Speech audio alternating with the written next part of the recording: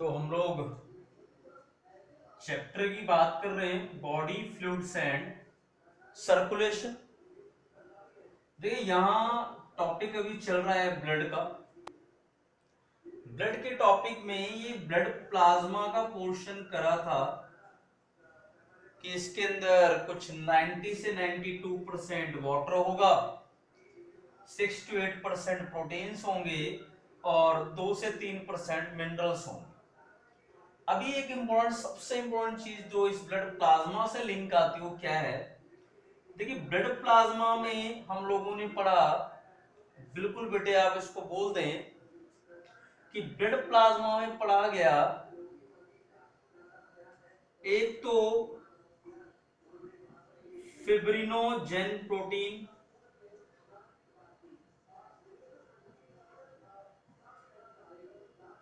क्या है? Fibrinogen protein. इसे मैं बिल्कुल सिंपली याद दिला दूं तो क्या था ये? Clotting protein. कौन? Who is responsible for blood clotting? Responsible for blood clotting. Simply आप इसे ब्लड कोगुलेशन के नाम से बुलाते हैं।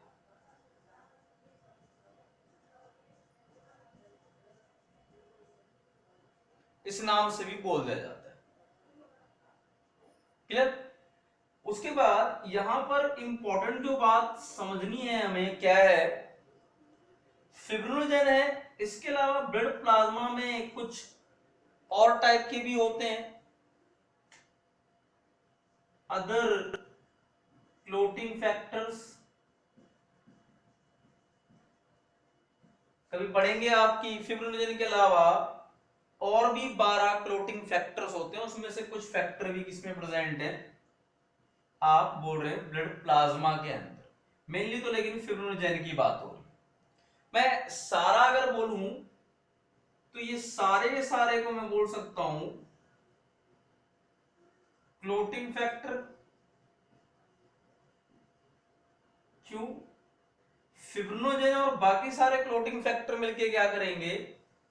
ब्लड का कोगुलेशन या ब्लड की क्लोटिंग करवाने का काम करेंगे। बिल्कुल क्लियर कि क्या कर रहे हैं? ब्लड का क्लोटिंग करवाने में इनका रोल है। अब यहां जो बात समझनी हो क्या, क्लोटिंग फैक्टर्स ये बना रहे हैं फिब्रिनोजेन और बाकी सारे क्लोटिंग फैक्टर मिलकर, और किसके कंपोनेंट में आते हैं ये? Blood plasma. अगर सिंपली यहां क्वेश्चन क्या ध्यान रखेंगे कि अगर ब्लड प्लाज्मा से क्लोटिंग फैक्टर को माइनस कर दिया जाए, कि अगर आप जितना भी ब्लड प्लाज्मा है उसमें से सारे क्लोटिंग फैक्टर हटा दें तो उस प्लाज्मा को बुलाएंगे सीरम।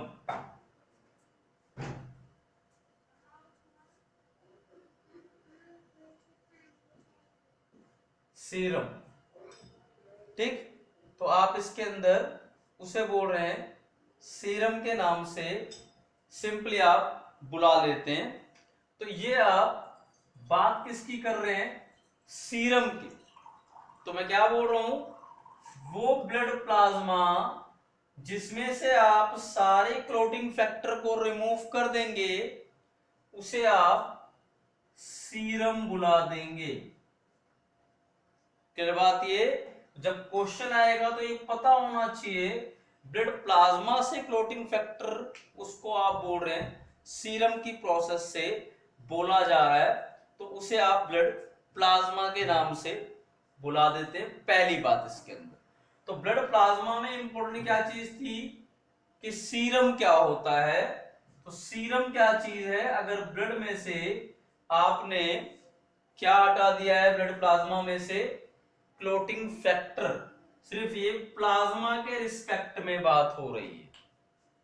क्लियर बात ये बिल्कुल। तो that is about blood plasma and what is the importance या व्हाट इज द वैल्यू और simply you can say what is meaning of serum. बिल्कुल सिंपल सी बात है। उसके बाद इसमें फिर आगे चलते हैं। जो हमारे लिए इंपॉर्टेंट टॉपिक अभी चलेगा वो कौन सा है, वो आप पढ़ेंगे सारा फॉर्म्ड एलिमेंट्स। तब बताया गया था पूरे ब्लड का, अगर आपको ध्यान हो तो पूरे ब्लड का 55% तो था ब्लड प्लाज्मा और पूरे ब्लड का 45% क्या होता है, फॉर्म्ड एलिमेंट्स होते हैं। क्लियर मेरी बात? फॉर्म्ड एलिमेंट्स बुला लिया जाता है। तो थोड़ा सा अगर आप देखें इसके अंदर किस तरह से ये आपस में रिलेटेड है, तो इसको आप बोल रहे हैं फॉर्म्ड एलिमेंट्स के नाम से।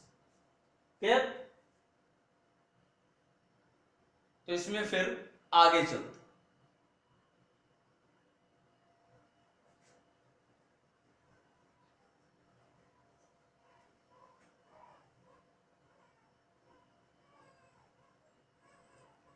अभी इसके अंदर आगे फिर क्या है कि जो ये फॉर्म्ड एलिमेंट्स हैं या जिन्हें मैं बोल रहा हूं ब्लड सेल्स या ब्लड कॉर्पसल्स, ये 3 टाइप के होंगे। 3 टाइप बिल्कुल सिंपल। एक है आरबीसीज, क्या? Red blood cells. बायोलॉजिकली क्या बुलाते हैं? एरिथ्रोसाइट्स। दूसरे हैं डब्ल्यूबीसीज या व्हाइट ब्लड सेल्स। कॉमनली इन्हें भी क्या बुलाया जाता है? Leukocytes. And third one that is called as blood platelets. और इनकी स्पेशलिटी क्या है कि ब्लड प्लेटलेट्स को आप सिंपली नाम बुलाते हैं थ्रोम्बोसाइट्स। थ्रोम्बोसाइट्स के नाम से आप इसे बोल देते हैं। तो क्या है, 3 बोल रहा हूं मैं, आरबीसी, डब्ल्यूबीसी और ब्लड प्लेटलेट्स। तो ये 3 बेसिकली आप बोल देते हैं। इसके अंदर देखने को मिलता है, इनमें देखो तीनों में रफली सबसे इंपॉर्टेंट बात कि आप जब बात करेंगे इनकी ब्लड प्लेटलेट्स की या डब्ल्यूबीसीज की, इन दोनों का कलर जो होता है व्हाइट या पेल येलोइश दिखता है। क्यों दिखता है व्हाइट या पेल येलोइश? इन दोनों में से किसी के पास हेमोग्लोबिन नहीं होता जो रेड पिगमेंटेशन प्रोवाइड करेगा, लेकिन RBC has red colour due to presence of haemoglobin. तो it has red colour due to presence of haemoglobin. Haemoglobin होने की वजह से ये रेड कलर का दिखाई दे रहा है। बाकी इन दोनों में किसी भी तरह का हेमोग्लोबिन नहीं होता, लैक्स हेमोग्लोबिन, सो अपीयर्स व्हाइट और पेल येलो। व्हाइट दिखेगा या फिर पेल येलोइश कलर का आपको देखने को मिलेगा। किसकी बात कर रहा हूं मैं? ये ब्लड प्लेटलेट्स की अगर बात की जाए तो उसकी बात हो रही है, और डब्ल्यूबीसीज की प्रॉपरली बात बोली जा रही है, आरबीसीज रेड कलर की। तीनों में और क्या डिफरेंस है? देखिए तीनों में और डिफरेंस याद रखने के लिए सबसे इंपॉर्टेंट चीज कि जो ये ब्लड प्लेटलेट्स हैं। इन ब्लड प्लेटलेट्स को एक नाम बुलाते हैं, आल्सो कॉल्ड एज मेगा कार्योसाइट्स। आप बहुत अच्छे से नाम समझते हैं। मेगा मीन्स लार्ज और karyo means nucleus, cytes means cell. ऐसे कोई सेल जिनमें लार्ज न्यूक्लियस होंगे उन्हें मेगा कैरियोसाइट। तो blood platelets has large size nucleus, large size nucleated cells या cells with large size nucleus। तो इसे इसीलिए मेगा कैरियोसाइट। तो प्लेटलेट में क्या होता है, साइज ऑफ न्यूक्लियस ज्यादा आपको बड़ा दिखाई देगा, ये प्लेटलेट की खासियत है। मींस प्लेटलेट को मैं सिंपली क्या बोल सकता हूं, ये न्यूक्लिएटेड है, इसमें न्यूक्लियस प्रेजेंट है। WBCs में साइज तो क्या इतने बड़े नहीं होते, लेकिन WBCs भी न्यूक्लिएटेड होगा, इनके अंदर भी न्यूक्लियस होता है। लेकिन जब आप चलेंगे आरबीसी की तरफ, तो जितनी भी आरबीसीज की अगर मैं बात करूं, तो all RBCs are without nucleus, all are without nucleus। सारे आरबीसी न्यूक्लियस नहीं होता उनमें। ये सारे एनिमल्स की बात करी जा रही है, इन ऑल एनिमल्स। और इसमें एक्सेप्शन कौन है, एक्सेप्शन मिलेगा एक तो कैमल और दूसरा frog. With camel and frog as exception.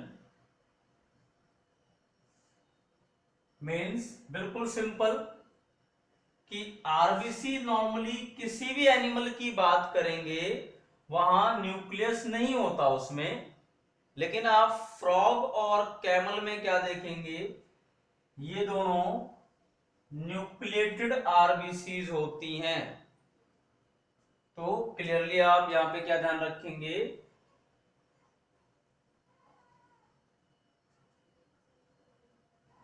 Both have nucleated RBCs. Simply तीनों ब्लड सेल्स हैं,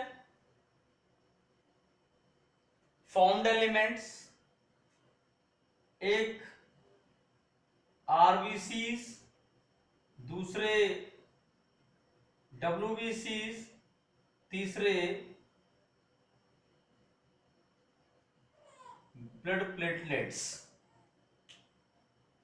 तीनों का बिल्कुल सिंपली आपको बता दूं, कुछ बातें ध्यान के रखनी है। एक तो सिंपली आप बोल दें कि इनके अंदर स्पेशली आप इनके लाइफ स्पान को ध्यान रखें। अगर एक आरबीसी का सेल बनता है तो आगे वो कितने दिन तक सरवाइव करता है, तो सिंपली आप क्या ध्यान रखेंगे, इनके लाइफ स्पान्स को, लाइफ कितनी है। तो आरबीसी में तो बिल्कुल सिंपल है कि नॉर्मली एक आरबीसी 120 डेज तक सरवाइव करता है। डब्ल्यूबीसी की बात करें, इनकी लाइफ स्पान नॉर्मली, अगर इसके देखो इसके अंदर काफी कुछ आपको कुछ डिफरेंशिएशन भी मिलेगा, लेकिन फिर भी डब्ल्यूबीसी की अगर लाइफ स्पान की बात करेंगे तो कुछ 24 टू 48 आवर्स, सिर्फ 24 से 48 घंटे ही लगभग इनका लाइफ स्पान होता है। इनमें कुछ एडवर्स कंडीशन में, जब कहीं एडवर्स बोली जाती है, जिससे मैं देखो बिल्कुल सिंपली बताऊं आपको, आप आरबीसी का अगर रोल पढ़ते हैं तो आरबीसी में हेमोग्लोबिन, और हेमोग्लोबिन ऑक्सीजन ट्रांसपोर्ट करता है, gaseous transport. For gaseous transport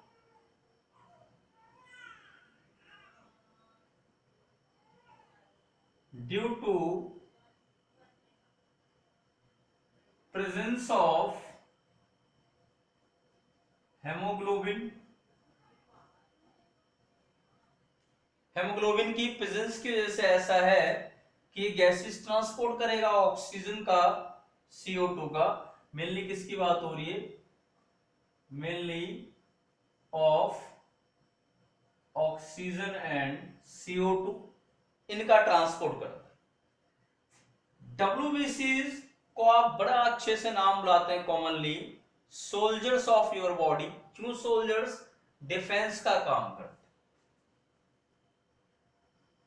called as soldiers of the body. क्यों ऐसा? बिकॉज दे डू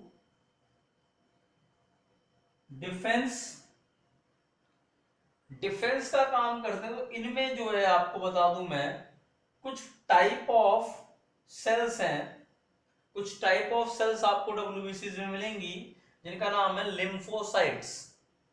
अगर पर्सन ज्यादा सीवियर डिजीज से एक तरह से अफेक्टेड है या किसी पैथोजन से ज्यादा अफेक्टेड है, तो लगभग आपको बता दूं इस एडवर्स या डिजीज कंडीशन में, पैथोजन के अटैक की कंडीशन में, डब्ल्यूबीसीज के जो लिम्फोसाइट है वो 1 साल तक भी सरवाइव कर सकते हैं। क्वेश्चन आता है कि डब्ल्यूबीसीज में ऐसी कौन सी सेल है, टाइप पढ़ेंगे इसके, जो 1 साल तक सरवाइव करती हैं। नॉर्मली तो सारी कितनी करेंगी? 24 to 48 आवर्स, 1 से 2 दिन। लेकिन ओनली लिम्फोसाइट्स कौन है? बिल्कुल बोल दूं मैं, लिम्फोसाइट्स।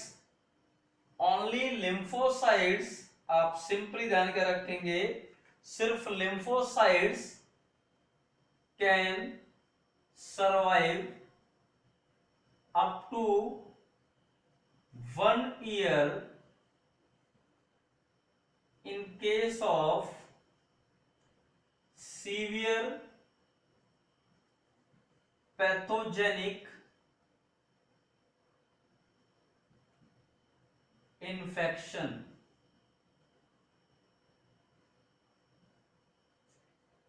सीवियर पैथोजेनिक इन्फेक्शन है तो उसमें वो 1 साल तक सरवाइव कर सकते हैं। किसकी बात हो रही है? लिम्फोसाइट किसका टाइप है? डब्ल्यूबीसीज का। कभी आप इसको बिल्कुल बेटे पढ़ेंगे, इसके भी टाइप हैं, T cells and B cells, ये टाइप है। तो डब्ल्यूबीसीज की बात हो रही है बेसिकली, तो इसका लाइफ स्पान 24 to 48 आवर्स। क्या काम करता है? Soldiers of your body.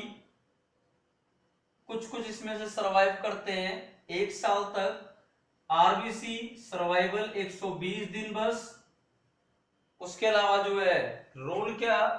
Gaseous transport, ये इसका रोल, मेनली ऑक्सीजन और CO2। बात करते हैं अब प्लेटलेट्स की, कि प्लेटलेट्स का आखिर रोल क्या है। पहली बात तो इसका लाइफ स्पान, लाइफ स्पान इसका होता है 4 से 7 दिन, लगभग 1 week. Life span 4 to 7 days, approximately 1 week.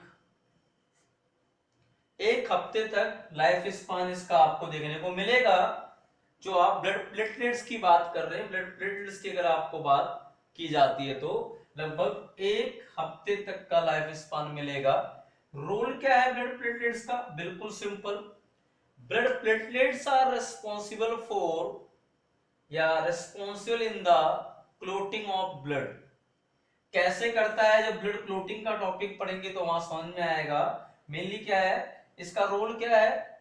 In the blood coagulation, खून के जमने में, ताकि बहने से रुक जाए वो, उसमें उसका बेसिकली रोल है प्लेटलेट्स का। क्या कर रहे हैं ये? मेनली अगर मैं इसकी बात करूं तो आपको देखने को मिलेगा कि ब्लड प्लेटलेट्स का रोल क्या है। It's role in the blood clotting. Blood clotting क्या है? Process by which blood stops to flow out of body।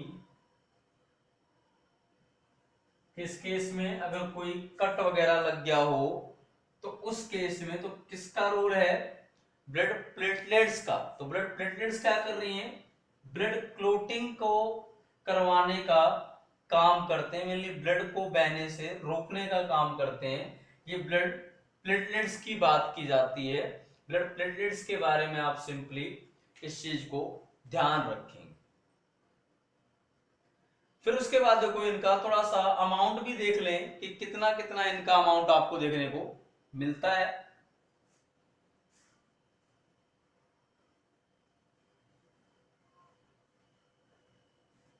अगर बिल्कुल सीधे तौर पे चलें तो क्या है, आप इसके अंदर टॉपिक बोल सकते हैं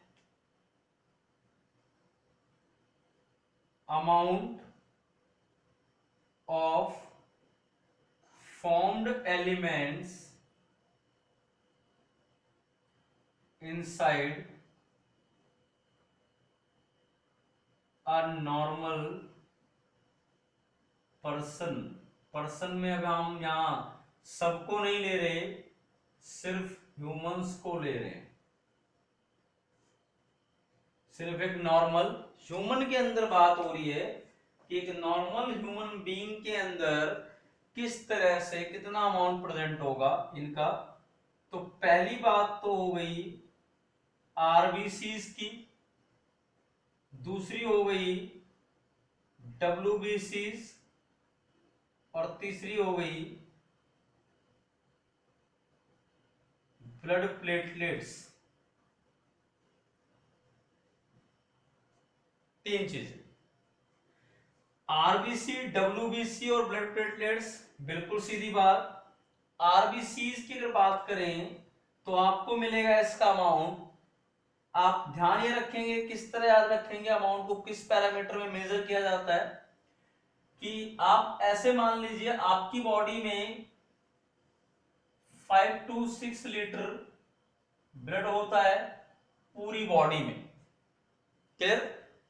अगर आप एक पूरा पैरामीटर ले लें, कितना है ये? 1 मिलीमीटर क्यूब। अगर मैं 1 मिलीमीटर का क्यूब निकाल लूं, बहुत छोटा है 1 मिलीमीटर का क्यूब, और इस 1 मिलीमीटर क्यूब के अंदर ब्लड ले आऊं, कि आप 1 मिलीमीटर क्यूब लें, क्यूब बनाकर, और उसके अंदर अपना ब्लड भर दें उस 1 मिलीमीटर क्यूब में।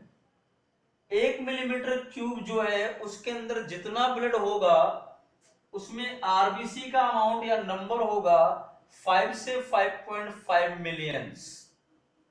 तो क्या हुआ ये? 5 से 5.5 मिलियंस पर, ये फिक्स क्या? पर मिलीमीटर क्यूब ऑफ ब्लड, कि ब्लड का 1 मिलीमीटर क्यूब जो है उसमें 5 से 5.5 मिलियन आरबीसीज होंगी नॉर्मल पर्सन। डब्ल्यूबीसीज के अंदर यही अमाउंट सिर्फ इतना होगा 6,000 to 9,000 पर मिलीमीटर क्यूब ऑफ ब्लड, ज्यादा नहीं होता है। ब्लड प्लेटलेट्स की अगर बात करते हैं तो आपको मिलेगा, इनका अमाउंट होता है 1.5 to 4 lakhs पर मिलीमीटर क्यूब ऑफ ब्लड, 1.5 से 4 लाख मिलेंगे। यहां बिल्कुल मैं बता दूं एक छोटी सी बात आपको कि 1.5 से 4 लाख नॉर्मली होता है प्लेटलेट का अमाउंट, बट इसका अमाउंट डेंगू के केस में या डेंगू के केस में डिक्रीज हो जाता है नॉर्मल से। तो क्या है, it's amount decreases from its normal value in case of dengue. Dengue के केस में इसका अमाउंट डिक्रीज हो जाएगा। क्लियर? तो ये आप किसकी बात कर रहे हैं कि इनके किस तरह से नंबर की बात हो रही है, कितना कितना नंबर इनके अंदर आपको देखने को मिल जाता है। तो इसके बारे में आप थोड़ी सी बात ध्यान रख लीजिएगा। इसके बाद थोड़ा सा WBC के ऊपर एक इंपॉर्टेंट टॉपिक है, तो वो जरा देख लें क्या है WBC में और खास। देखिए WBC में मैंने आपको बताया कि नॉर्मल अमाउंट तो यही है 6 to 9,000। WBC में दो कंडीशन पड़ी जाती, एक पढ़ते हैं ल्यूकेमिया। ल्यूकेमिया आप इसे सिंपली बोल देते हैं वाइट ब्लड कैंसर, बहुत सिंपली ब्लड कैंसर भी बोला जा सकता है।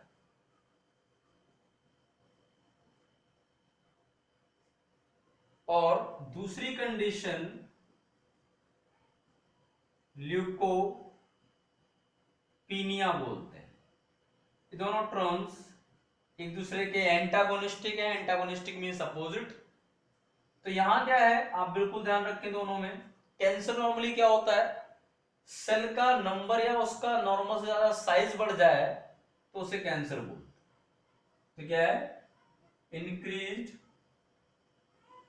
सेल साइज और cell number from its normal value, अपनी नॉर्मल वैल्यू से ज्यादा अगर हो गया तो उसे बोल रहे हैं आप सिंपली कि वो कंडीशन बोल रहे हैं कैंसर। तो ल्यूकेमिया क्या है, अगर WBC का अमाउंट 6,000 से 9,000 से ज्यादा बढ़ जाए, लाइक 15,000 हो जाए, 20,000 हो जाए, तो वो leukaemia. WBC is more than its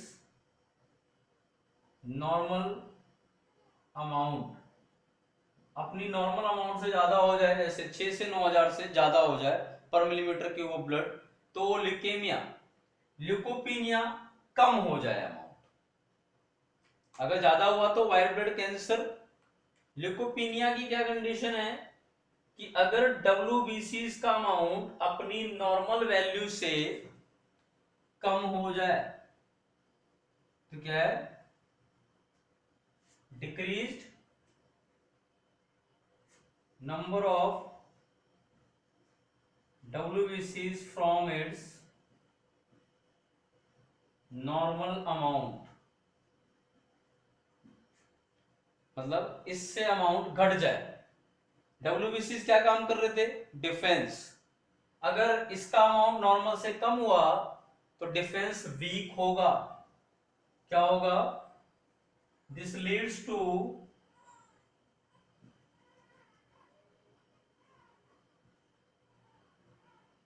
week immunity और डिफेंस। पर्सन की वीक इम्यूनिटी होगी या डिफेंस होगी तो कंडीशन ल्यूकोपीनिया थैलेसीमिया बुलाया जा रहा है। तो ये थोड़ा सा बेसिक इंट्रोडक्शन किसके बारे में, ये बात हो रही है किसकी, डब्ल्यूबीसीज के बारे में, आरबीसीज के बारे में। बेसिकली इनमें क्या क्या आता है, क्वेश्चन कैसे बन के सामने आ जाते हैं, तो इतना ये आप थोड़ा ध्यान रख लीजिएगा।